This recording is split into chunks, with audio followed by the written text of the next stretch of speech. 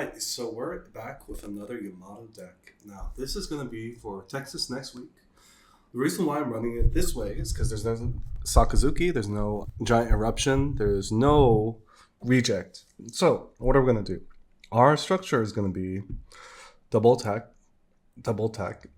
You have 12 2Ks, 1, 2, 3. The 3/10 cost, which is really good against Whitebeard and a lot of decks like Uta. It could work against Moria. I mean, mainly I use it for the Whitebeard, Uta, and like even the mirror match. 10 drop just can come through a lot for me because I'm really defensive. The 7 cost Hody Jones, as always, run 4. Now, a new one is I'm adding Shirahoshi. I'm not playing for this one the Momo as well as the Momo blocker version. I don't think it's that good against certain metas. Like, let's say, for example, facing a lot of the people I need to slow down for. Well, because they can't bottom deck my Shirahoshi, this is really good. Wouldn't be surprised if someone went like 4 of these. Of course, 4 Shirahoshis, like always, she's amazing. The Capone Beige. This comes through a lot, and I actually lost the game in the regionals this last weekend because I forgot to beige my opponent's leader. This is really good against Moria or Yamato or Katakuri. Just a lot of people just don't expect this in this deck, and it's really good. It's such a good card. Tonyasu, like always, gives me the extra push to swing harder, but also I can also combo with Onami. Second turn, play Tonyasu. Trash this card to give 3,000 to my leader. Add the 2 Dawn to my leader, attach a banish, so I'm swinging for 10k.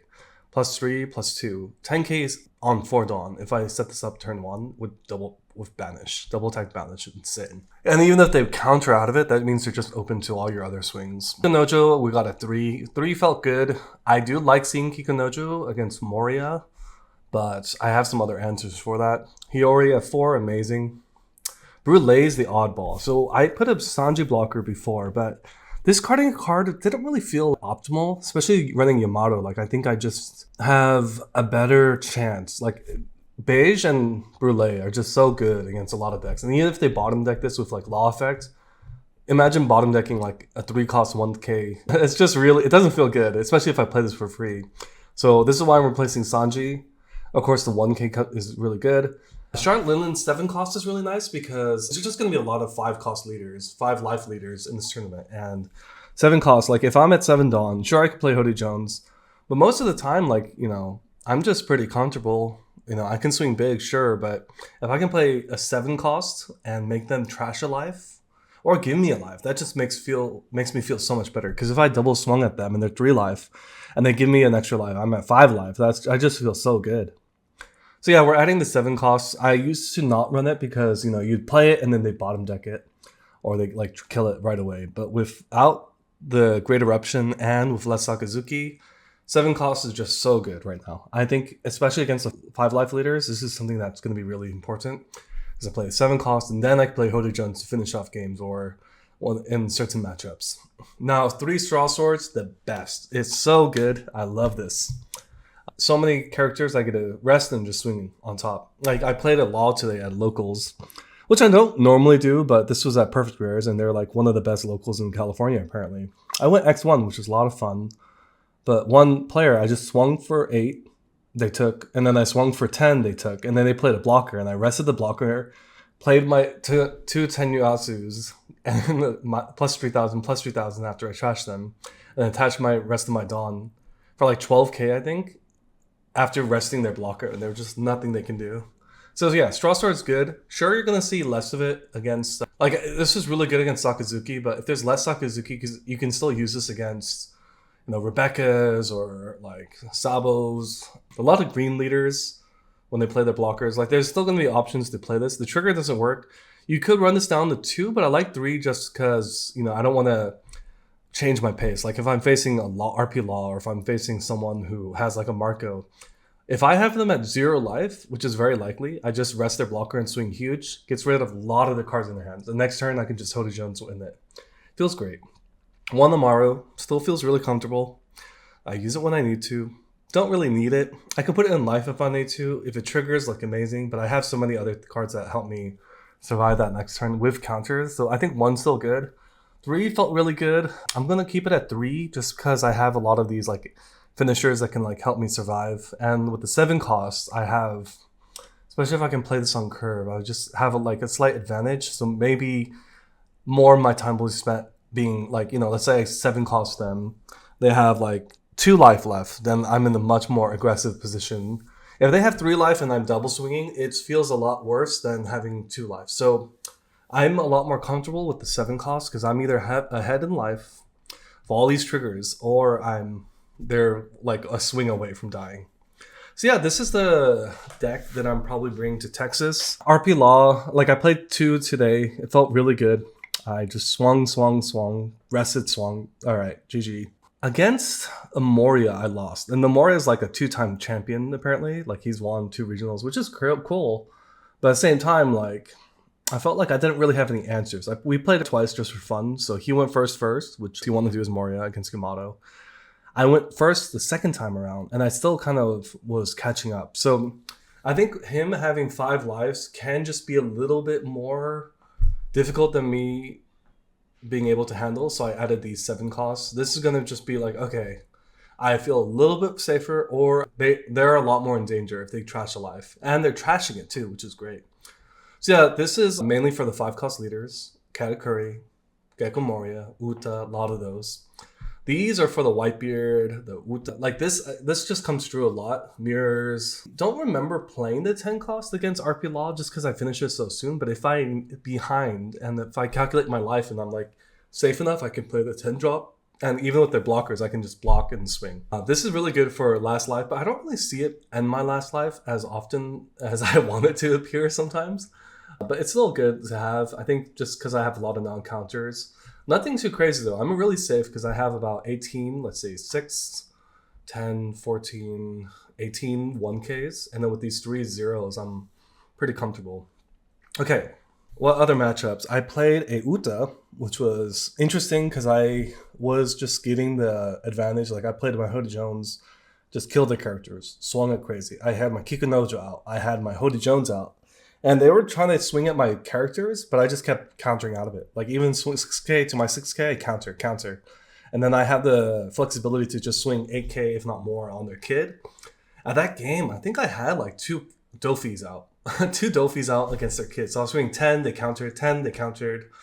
I swung another like, after their blocker was down and they like I can tell they only had counters left to just protect their kid, I swung with my Hody Jones. And then like, at that point, I had my Kikunojo, my leader, but they didn't really have that much cards. Like, getting past the kids, the hardest part. So I swung, like, okay, I have extra Dawn if I need to. Play a little defensively. So I swung first for, I think, like 10K. And they just took that last life. And with the amount of cards they had in their hands, I was like, all right, well, they countered so many, like, of my kid swings that I was like, all right, I think I have enough here. Because I counted how many 2Ks and 1Ks in their trash, and I just swung 11 with their Kikunojo, and I ended up getting it. So that was really cool. Yeah, the locals today, X1. I wanted there to be 5 rounds, but the down pair lost. The guy who I lost to lost, but he was really good. Like, I think the locals there was really cool, but ultimately, in the upcoming tournament in Texas, my biggest concerns are probably going to be Blue Dofi. Like, there's going to be a lot of leaders there that we haven't really experienced. And of course, there's going to be a crap ton of Morias, crap ton of RP Laws, crap ton of all these other like meta decks, quote, quote, like Uta, like even Yamato. I think there's going to be less Yamato though, because not a lot of people can handle certain matchups. I've played this enough where I feel pretty okay. I just need to misplay to lose. I feel most of the time because I have so many options. But leaders I'm worried about for the tournament, of course, Katakuri. Katakuri is scary because let me just clear this out. If Katakuri like gets his 10 drop, gets his 7 drops, the 7 drops hurt so much, but once he gets that engine going, like I know he just has 1 more life than me, which just hurts. So I'm hoping my 7 cost helps against him. Katakuri, as a former Katakuri main, like I just know that with Perispero, getting that bottom decked and not being able to use the KO effect just hurts so much. So yeah, Katakuri, I wouldn't be surprised if we saw a lot more of Katakuri at the tournament. And of course, a lot of people feel comfortable against it. I'm just not one of those few. Queen, let's see. Queen might be interesting because they can actually access... Well, there's no OPO7 for the Texas regional, but Queen, I feel like, doesn't have to deal with as many bottom decking as well as like, you know, like if they have their A cost character, if it gets bottom decked and they don't have another one, they can't use their ability. So Queen, I wouldn't be surprised if it made a showing in the top. Luffy probably is going to be a menace.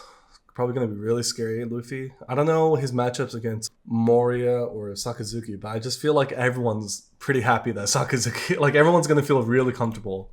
But the scariest one of all, NL, I feel like is going to be so huge. He's so hard for me to deal with.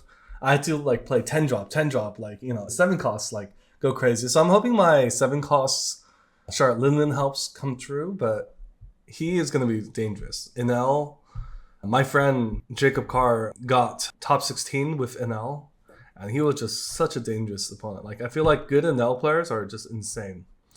So yeah, I'm scared about NL. I do have some answers, but I feel like I will see less of him, hopefully, and more of the meta. So, of course, Moria, having been countered by some of the Sakazuki matchups, he's going to be huge in this tournament.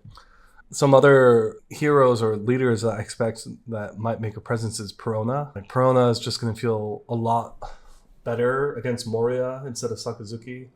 They also, I hear they do decent against RP Law. I can imagine it because they can like KO them pretty easily. But Perona, I wouldn't be surprised if they make a presence. They just do their 4 costs and just KO 4 cost characters. So if I'm facing Perona, I think it's pretty basic. They have 4 life. I just use my swings. I get them low, kind of pressure them early, and they can't really KO. Like they can rest my characters, but I don't really play any characters until I get later. So I feel really good against it. RP Law, there's gonna be a presence there, but like for me, like I can give him cards. Sure, he can swing aggressive at me. I just have some of the resilience, but also it's hard when your blockers get blocked, and all my stuff rest his blockers, and I just swing at life. He has to use his counters. If he uses his counters, then he loses the ability to play and use his ability. So I'm actually less concerned about RP Law. I know there's RG Law, Red Green Law, but I know there's some really good players who can really utilize the Killer Kid or all these other things. So RP Law is still going to be dangerous, but I wouldn't be surprised if I saw him there. Kid and Uta.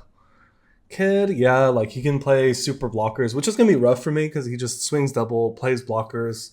I have to answer his blockers somehow. My 10 drop Dofi is going to be the answer against him. But early on, if I can't get life off of him, he just feels really comfortable. He can just swing at my characters. My main concern is his card advantage. If he gets like Bonnie's going and he just like constantly searching, and I just can't get past his blockers and just you lose a huge card advantage, he's going to be dangerous.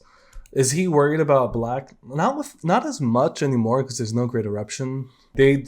Not having Sakazuki and Great Eruption is good for green, for sure. Their blockers, their cards that can't be crazy bottom decked or KO'd easily. Uta, of course, can be dangerous. My 10 drop is huge against her because she can't do the triple attack against me. They can play 9 cost Zoro, which is always scary, but by the time someone plays 9 cost Zoro on me, like I'm just like, okay, I have lethal. Like it's less concerning until they like really establish. But if they have the potential, like they have the 8 cost kid I can't answer, and they have the 9 cost, like if I don't have the answers, then this just okay, GG, swing. Okay, one hidden gem I'm really scared about. Of course there's like Zoro, of course there's like those other characters, but I'm really scared, terrified of Blue Dofi. This is like probably my number 1 fear factor. Like if I see this across from me, I'm like, okay, all right, GG. You know, like this guy, my friend is running Blue Dofi, my friend Ivan, and he's got some crazy lists. And I'm just like, oh my gosh, he's going to summon everything, bottom deck everything. And that's the crazy thing. Blue still has bottom deck. Like still can do all that. So everyone is going to feel really safe against blue. But then they're just going to be like, oh, bottom deck, you know, your 2 characters, your card advantage, gone. You had to deal with my presence because it cost me nothing to summon characters. So yeah, Blue Dofi, terrifying. I don't know who he loses against. I feel like nobody's really experienced against him, so he's gonna be a scary leader. I mean, Kaido, I see less so. Like I'm not scared of it because 4 life, 5 life leaders are what scares me. But that's why I run the 7 cost. Try Linden and see what I can do. Of course, there's always like leaders like Ace or Luffy or Sabo. I've played against them. Generally, you just want to establish big bodies and just pressure them really early. I feel fine against most. I know RP Luffy might make a presence, but I feel pretty good against him, especially with my big bodies. We just established a better board. Swing, swing. RP Law, same as I normally do. Swing, swing, get them to 0 life. If I can't, rest their blocker. Sometimes I need to KO their blockers, but I have a lot of options for them. I wouldn't be surprised if Zoro or one of these, like, Whitebeard, of course, we know is dangerous. Even with my 10-drop Dofi, he can be dangerous because he can just have, like, a lot of Dawn up and I just can't do anything. Like, okay, the scariest thing about Edward Newgate, when you're, like, trying to swing for life and they have, like, 4 Dawn up, you're like, oh, jeez. Oh, no. Yeah, so, I mean, you can rest 2, but that still leaves them with 2. So that's a dangerous combination. I already talked about RP Law. Zoro, not a lot of people can handle their aggression. I wouldn't be surprised if they do well. I don't think anyone's going to play Zoro. It'd be great if they did. But, like, think about it this way. Zoro, they used to play these small bodies that get killed, destroyed by all these, like, blue... Okay, I'm going to just play... You know, all that turn you spent, like, summoning, I'm going to play Marakumo, and your board is gone, or, you know, all that. But with less Sakazuki, Zoro can make a presence. Like, I'm sure Lucci can still kill a lot of the Zoro characters, but I mean, is there a lot of Lucci, like a lot of people playing Lucci? Like, I don't think it's as prevalent. In fact, maybe I need to add like events to just KO like all these like nuisances, like shark arrows. I really want to play this in time. It just sounds so much fun. Just 2 rested 3 cost characters. All right, no more free swings at me with your Nami that's like on steroids. Like, no more searching with your small bodies. I think that the tournament will be very interesting. My friend who plays RP Law and RP Luffy was telling me like I better win. Yeah, my friend thinks without Sakazuki it should be really easy, but I'm like, man, you know, everyone else also has that advantage. Like, all those Sakazuki players are gonna go like RP Law or like go somewhere else, and they can still do well. So, yeah, I mean, all in all, I feel this deck feels really good. 3 seems really comfortable for a lot of these numbers. Sure, Hoshu just makes this work, makes it all really balanced. Straw Sword, I could see myself going to 2. I really want an event that can get me KOing 5 cost characters that are like not rested. I'm just relying upon like Nami or someone, or just swinging at the characters can be rough. I've thought about Thunderbolt, thought about all these other things, but it's just, man, it's hard to Thunderbolt something. I mean, it's probably gonna be the answer, but maybe I just like, you know, do this combination where I just rest them, swing big, swing big. Yeah, Thunderbolts, it's tempting me, but Raigo, no, not for Uta. I mean, like, just play my 10 drops, and like, where would Raigo would just be not as needed against certain matchups, which is rough. But yeah, all in all, this is my deck. We'll see how it goes, and I'm expecting a lot of Moria. So Moria, this is my Moria answer. I have 2 life. Maybe I survive like crazy. Like, I have so much survivability. I really need Shirahoshi to come through, and this Shirahoshi, oh my gosh, if they KO it and they get a free life, that'd feel amazing for 2 costs. But yeah, Yamato guide, swing double, pressure them, counter counters, and they're trash. So what I do is I count how many 2Ks, how many 1Ks, and I calculate based upon how many 2Ks and 1Ks does this deck run. Normally like 12 2Ks or 18 or 20 1Ks, depending on the deck. And if I know that, then I also calculate, okay, how much of the deck have they gone through? Like, I can calculate generally how much counter person has, especially if they counter against me early. You can also test it out. So yeah, this is my Yamato list. I don't know why I keep sharing this before the events. I feel like I'm not worried about people countering me, but also like I'm such a non-meta deck that they're not gonna really like, oh, this guy, he added 7 costs, watch out. Unless they like see that I made this video and like, let's say I'm in the finals and they're like, oh shoot, it's that guy. Quick, look at his deck, which is on me, but like at the same time, I think that's part of the fun. Like, there's metas, there's experiments, and yeah, man, this is less 66. I've made so many freaking Yamato. Like, whenever I'm testing a deck out, I keep making adjustments. I keep making fine-tuning. Like, what do I need? Zoro, it feels good. Rush Ace, it feels good. Wait, but against this matchup, do I even need it? Yada yada. So yeah, this is Yamato number 66 for this weekend tournament. Of course, one EB When OPO7 happens, then oh my gosh, yellow is just gonna feel so good with the 10 cost ace. Oh my gosh, that would be so good. But anyways, thank you for watching.